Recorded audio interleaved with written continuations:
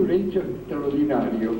Habla Carlos Saúl de la Rúa, como yo familiarmente lo llamo, desde el 10 de diciembre del año pasado. Antes era el candidato Fernando de la Rúa, y el 10 de diciembre quedó rebautizado por sus actos, Carlos Saúl de la Rúa. Y dice, bueno, las cosas tan sesudas, enérgicas, de grandes lineamientos y horizontes con que nos acostumbra. Y después habla Machinea, que es el enanito que tiene al lado.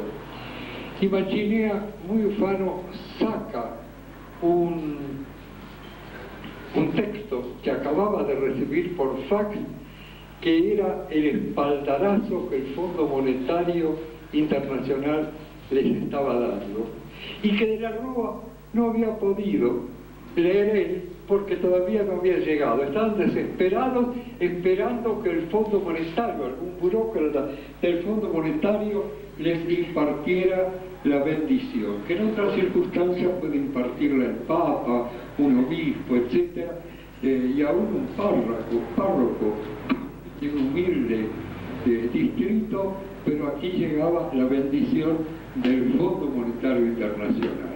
Es decir, estos no son solamente entreguistas, son entreguistas, entregados, son la peor calamidad que se puede haber servido sobre el país. Ahora, ¿quiénes son ellos? No son nada. Ellos son el imperialismo, palabra que alguna gente tiembla antes de decir. Se dice los poderes multinacionales. Yo a unos amigos que observaba eso en un texto que me proponía. Hablan del Fondo Monetario, de la Organización Mundial del Comercio, del Banco Mundial. ¿Por qué no hablan del imperialismo? ¿Está prohibida esa palabra? La lucha de clases, Aureche demostraba, o la lucha nacional, se daba en el orden de las ideas, hablaba de la colonización ideológica. Pero también se da en el orden del idioma.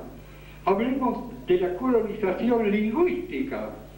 Se apoderan no solamente de nuestro cerebelo y médula espinal, sino que se apoderan de nuestras palabras. Entonces nosotros decidimos enfrentar a eso. Lo llamamos Fondo Monetario, bla, bla, bla. Y no le llamamos imperialismo porque la lucha de clases nos cierra esa puerta a nuestra lengua y a nuestra laringe. Y estaba comentando en un articulito el caso de República Bananera. Es tan común decir, que la Argentina se ha convertido en una república bananera. En Inglaterra, supongo que bajo la influencia del compañero Moyano, los camioneros comenzaron a cortar rutas. Y entonces un vocero de prensa dijo, esto no es una república bananera. ¿Y qué es una república bananera? Una república bananera es una república en que los monopolios bananeros, los chupasangres bananeros, el imperialismo, han sometido al hambre, a las tiranías, al desequilibrio político, al atraso. Es decir, hablar de república bananera es tomar como paradigma de lo malo a las principales víctimas de una situación. Es como si yo digo, es un conventillero, especialmente aplicado a las mujeres. Es una conventillera. Ay, ¿vos de dónde sos? O un villero, una villera. Se toma al más oprimido de nuestros semejantes, y en este caso de nuestros compatriotas, como paradigma de lo despreciable. Lo despreciable son los que llevan a la gente a las villas, los que encierran a las familias en los conventillos y los que transforman a nuestros hermanos más oprimidos que nosotros todavía de Latinoamérica, en América Central, también en paradigma. Entonces, que nos digan que somos una república bananera y que sacar pecho, sí, y a mucha honra. No somos un país imperialista y asumimos nuestra condición de oprimidos para combatir contra ella. Bueno, este es el mensaje que estamos compartiendo, que es un mensaje de liberación nacional.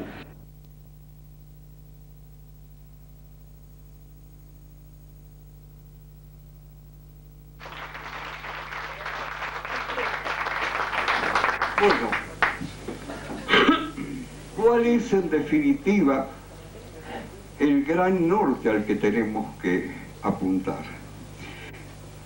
A reeditar en otro periodo histórico lo que Irigoyen planteó hablando de los partidos del régimen, variantes de una misma ignominia. Son todos variantes de una misma ignominia. Y lo que Perón sintetizó, Braden o Perón, es decir, antagonizando al sistema en su conjunto, con su derecha, con su centro, con su izquierda, con sus reaccionarios y sus progresistas. Si nosotros no logramos antagonizar al sistema, entonces seremos parte del sistema. ¿Para qué antagonizar el sistema? Para crear un nuevo eje de poder popular. Un nuevo eje de poder popular que aspire al gobierno formal y al real, por los caminos que la historia vaya indicando. Y quiero terminar con un recuerdo de nuestra historia, que está en el fundamento del espíritu democrático que anida en los grandes sectores populares. El día 14 de agosto, mire que memoria tengo, de 1806,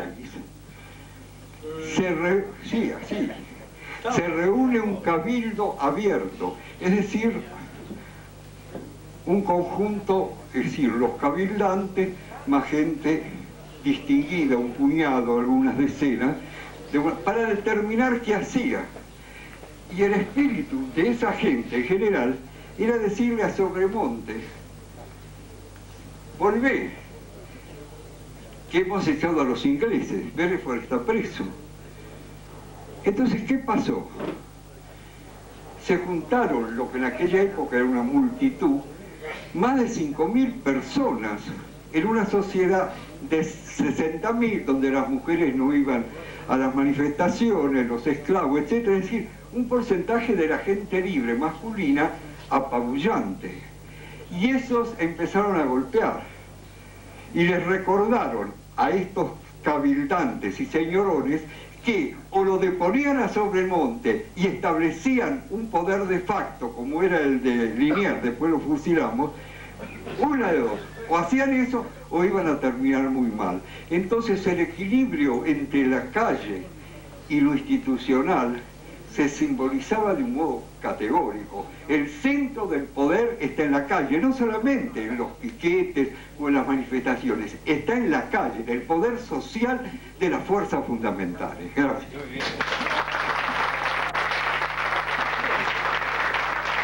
Gracias.